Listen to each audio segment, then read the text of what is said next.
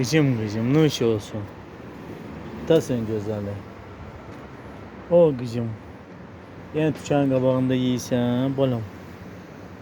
O dözelim. O kızım. Tasın ağıllı balası.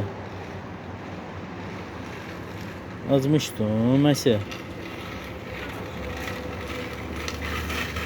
Ha kızım.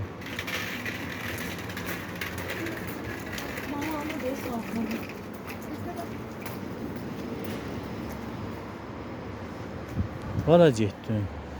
Gəy də kızım. Hara getdin? Ne yemedin? Ha?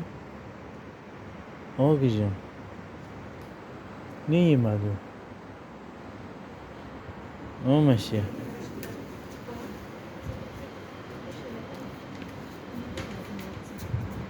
Güzelim ne yemedin ben?